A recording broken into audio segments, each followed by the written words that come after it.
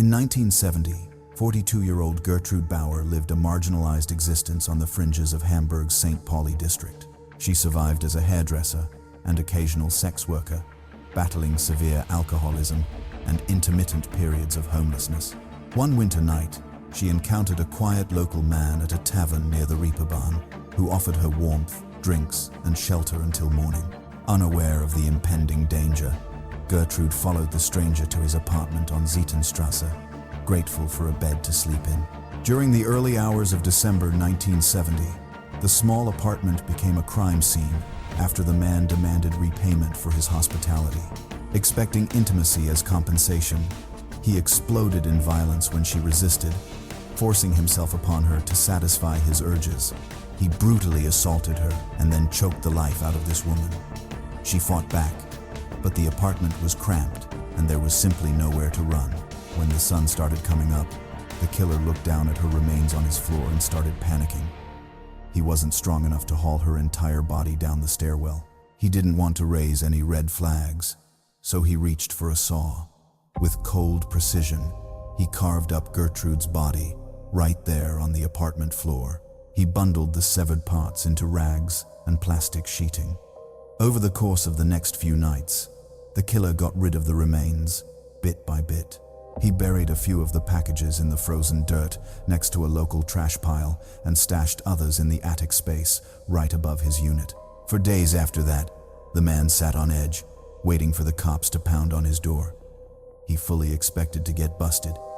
He knew for a fact that people had seen him grab drinks with Gertrude at the bar, and he was terrified someone would put two and two together and tie him to her vanishing.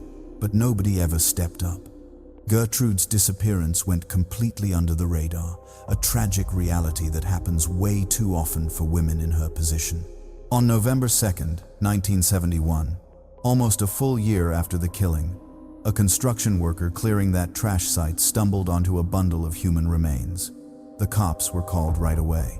Law enforcement arrived and discovered decomposed body parts, including a woman's hands, chest, a leg, and a severed human head.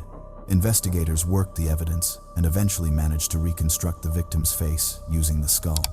They confirmed the remains belonged to Gertrude, but they had zero leads on who took her life.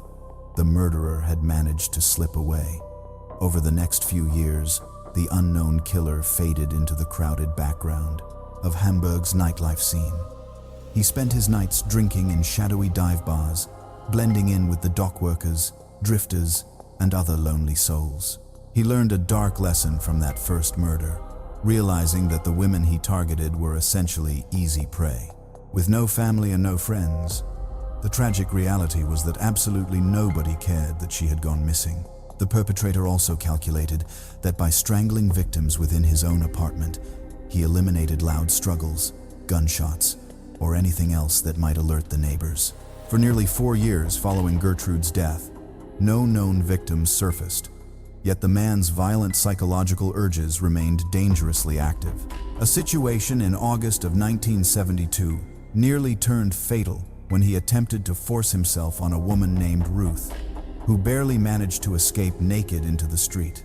Ruth reported the attack to the police, but shockingly, the man who had butchered Gertrude was only charged with simple assault for this aggression. Law enforcement failed to investigate further, and because of this negligence, he did not stop there. By 1974, the predator was hunting again. In the summer of 1974, he zeroed in on 54-year-old Anna Buschel, a woman who, much like his previous victim, was down on her luck. Anna was a local resident who frequented the same dive bars as the killer, a woman who had once been a housewife before her life took a downturn. By that year, she was in dire financial straits and had to accept money for sexual favors, often crossing paths with the killer as a regular at a local tavern. One night in August of 1974, the killer invited Anna back to his apartment for more alcohol, as both of them were already heavily intoxicated. They continued drinking for hours, and at some point after entering his residence, the night transitioned into a sexual encounter. The man was suddenly seized with dissatisfaction, complaining that Anna lay there like a plank in bed, which he interpreted as an insulting lack of passion. Enraged, He grabbed Anna and wrapped his hands around her throat, strangling her to death inside the apartment just as he had done to Gertrude. Once again, the killer found himself standing over a corpse, and he proceeded to dismember Anna's body right there to facilitate concealment. This time, he did not bother hauling the remains to a scrapyard, choosing instead to carry Anna's severed body parts up the staircase. He stashed the evidence piece by piece in the unused attic above his apartment, and tragically, nobody came looking for Anna. In fact, her disappearance went completely unreported to authorities. But the killer soon encountered a significant issue in the weeks following Anna's murder. A foul odor began to permeate the upper floors of the building, eventually prompting a concerned neighbor to approach the caretaker with a complaint about the stench. They described the smell as resembling rotting flesh, which led the building's caretaker to knock on the killer's door to investigate the source. When questioned, the man offered a calm explanation to deflect suspicion, blaming the odor on the cooking of his Greek neighbors living upstairs. The authorities accepted this explanation, leaving the attic uninspected, while the killer simultaneously realized just how careless he had been regarding the grim logistics of storing human remains. To further deflect suspicion, he initiated measures to mask the odor of death radiating from his property. He acquired dozens of potent air fresheners and pungent pine-scented cleaning blocks, suspending them throughout his apartment and within the attic crawl space. For a brief period, this successfully camouflaged the scent of decomposition. With his confidence restored, the murderer prepared to strike once more. Before the year concluded, in December of 1974, he encountered a woman named Frida Roblek. Frida was a 57-year-old individual who had spent years living on the margins of society, resorting to night work to support her alcohol dependency. It was through this lifestyle that she intersected with the killer in those late-night taverns. Frida went home with this man on a frigid evening near Christmas of 1974. At some point during their meeting, he discovered that Frida had pilfered cash from him. He had ostensibly paid her 200 Deutsche Marks for her company, but then he realized she had swiped another 200 marks from his billfold. This perceived betrayal, whether it actually occurred or was merely a figment of his intoxicated mind, threw him into a rage. Following his established pattern, he strangled Frida, ending her life in an abrupt explosion of violence. Mirroring his previous actions, he dismantled Frida's body and transported the segments up to the attic to rest alongside Anna's remains. Despite the multitude of air fresheners he purchased, fellow tenants continued to lodge complaints regarding a foul odor drifting from the property, yet no action was taken. As winter transitioned into the new year, the killer's hunger for destruction only intensified. Barely a month following Frida's homicide, he claimed his fourth confirmed victim in 1975. Ruth Schilt was a 45-year-old woman who led a life similar to his previous targets and was known to socialize in the very bars that the killer frequented. Eventually, in down, they won. She crossed paths with the predator, and on a chilly January evening, Ruth accompanied him to his residence. They spent the night consuming alcohol, but amidst the drinking, she made a lethal error. She ridiculed him. Reports later suggested that Ruth laughed at his inability to perform physically, touching on a deep-seated insecurity of the killer. Erupting into a drunken fury, the killer lunged at Ruth. He grabbed an empty glass bottle and shattered it against her skull, driving her to the floor. Disoriented and hemorrhaging, Ruth was unable to resist as he tightened a ligature around her throat. One account alleges it was a woman's stocking. Ruth perished on the floor that night, becoming the final known casualty of this invisible predator. When he attempted to drag Ruth's body up to the attic, the killer faced a new complication he hadn't encountered before. Ruth was physically larger and heavier than his previous victims. Just as he had done with the others, he used a handsaw to mutilate her remains, severing limbs and disfiguring her face to make concealment more manageable. He then pried open a panel in his apartment wall and stuffed a portion of Ruth's butchered remains into the hollow space behind it. By early 1975, the apartment entombed the remains of 4 women, The outside world had completely failed to notice the disappearances of Anna, Frida, and Ruth, allowing the killer to continue with business as usual. By day, he held a job as a factory security guard, and by night, he frequented bars to hunt for victims. It was only a matter of time before his facade cracked. On July 15, 1975, everything changed. Just after midnight, a fire erupted in the apartment, igniting the ground floor unit and filling the stairwell with smoke. Residents fled out onto the street as fire crews arrived on the scene to battle the blaze, successfully containing the flames to the lower level.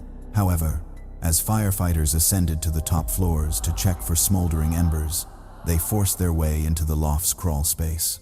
Directly above the second-floor apartment, they were instantly hit with the unmistakable stench of decomposing and cooking flesh. While ventilating the area, firefighters uncovered human remains, and authorities were immediately summoned. It wasn't long before suspicion centered on one specific tenant. The man residing in the small flat directly beneath the attic was notably absent from the crowd outside, and neighbors recalled past complaints about a foul odor near his door. Police then discovered that this tenant held the only key to the attic space where the bodies had been discovered. This proved to be a critical clue. And as dawn approached, officers cordoned off the building and waited for the man to return. Moments later, he did just that, identifying himself as a 39-year-old man named Friedrich Paul Honka, otherwise known as Fritz. Fritz was taken into custody as the primary suspect in the attic murders, and back at police headquarters, detectives launched an intensive investigation. Confronted with the evidence unearthed in his home, Fritz finally broke down, and after several hours of interrogation, he confessed to killing 3 women. However, he refused to speak about a 4th victim, but by the end of July 1975, investigators formally linked Fritz to 4 missing women from Hamburg's red light district. That 4th victim was identified as Gertrude, and the city soon awoke to truly shocking headlines. They had been living in the midst of a serial killer. But who was Fritz? Born on July 31st, 1935, in Leipzig, Germany, he entered the world already marked by hardship. He was the 3rd of 10 children raised in poverty and the chaos of war, with a father also named Fritz. His father, a communist, was incarcerated by the Nazis in a concentration camp. Although liberated at the conclusion of World War II, he returned a broken man and died of alcoholism in 1947. Fritz's mother found herself overwhelmed, raising such a large family solo. Unable to cope, she surrendered young Fritz to a series of German foster homes during his formative years. With minimal formal education and a speech impediment that rendered him self-conscious and withdrawn, he saw no future in East Germany. At 16, he escaped the communist bloc into West Germany. By 1956, he relocated to Hamburg seeking opportunity. But that very year, a bicycle accident left his face permanently disfigured. His nose was crushed, healing with a crooked set, and he developed crossed eyes. Despite these hardships, Fritz attempted to establish a normal existence. In 1957, at 22, he married and fathered a son. He briefly attempted the roles of husband and father, but alcoholism had already taken hold. His heavy drinking and infidelity quickly dismantled the domestic life he had built. Following the inevitable divorce, Fritz moved into a cramped attic apartment in a Hamburg district, spending his free time drinking at local bars. Psychologists later characterized Fritz as harboring a deep misogyny, likely fueled by inadequacy and repeated rejection. Standing 5 feet 6 inches with a deformed face and awkward demeanor, Fritz targeted women he perceived as socially inferior. Inside the apartment, authorities recovered the saw used to dismember the victims, and throughout the residence, physical evidence of his disturbed psyche was evident. Walls and ceilings were plastered with stacks of adult magazines and hundreds of pin-ups. The volume indicated a pathological obsession. The victims' remains were transported for autopsies, which detailed extensive mutilations inflicted. Post-mortem, reports noted Ruth's legs were severed at the thigh, while her breasts and ears were removed. He had even excised the tip of her nose and her tongue. As the interrogation progressed, Fritz confessed to all 4 homicides. At one stage, Fritz claimed supernatural influence, insisting the spirit of Jack the Ripper commanded the murders. Investigators dismissed this as an insanity defense, concluding his true motive was uncontrollable rage and humiliation regarding women. Pivoting tactics. He then claimed he was blackout drunk during the killings and retained no memory of the events. Fritz's trial commenced in Hamburg in November of 1976, drawing a packed courtroom of spectators and press hungry to see the man behind the heinous crimes. Right from the start, the defense didn't deny that Fritz caused the deaths, but their game plan was to shield him from a full-blown murder conviction, focusing on his unstable mental condition. Fritz retracted his previous confessions and claimed he had zero memory of ever killing those women. Psychiatric experts took the stand, describing a severely disturbed individual, driven by inferiority, sexual inadequacy, and a deep resentment toward women. Diagnosed with alcohol dependency and a personality disorder, the experts explained that he only felt powerful when he was dominating vulnerable victims. They also argued that since Fritz took steps to hide the crimes, he clearly understood exactly what he was doing at the time. His excuse of blacking out simply didn't hold water. And on December 20th, 1976, the Hamburg court handed down its decision. Fritz was found guilty on all counts, but the judges conceded that his heavy alcohol consumption had substantially diminished his responsibility. Consequently, the final verdict pinned him with only 1 count of murder and 3 of manslaughter, rather than 4 capital murder charges. For these atrocities, Fritz was sentenced to 15 years in a secure psychiatric ward, and in 1993, he was released exactly as scheduled. By then, an aging man in his 50s, he adopted a completely new identity to stay off the radar and avoid public backlash. He moved into a nursing home in a small coastal town, appearing as just another frail senior. But in his final days, Fritz couldn't outrun his past. Staff reported that he was tormented by paranoid hallucinations, constantly complaining about a foul odor that no one else could smell. He insisted the room reeked of rotting flesh, and on October 19th, 1998, Fritz finally died in a Hamburg hospital. He was 63 years old, and tragically, the 4 women he butchered were left in the background of his notorious legacy for decades. Their names were barely whispered, but nearly 50 years after their deaths, the city of Hamburg finally took steps to fix that injustice. In May of 2025, a memorial stone was dedicated in a cemetery, honoring the names Gertrude, Anna, Frida, and Ruth. Now that their names are carved in stone, the 4 lives savagely cut short by Fritz are guaranteed not to fade into oblivion.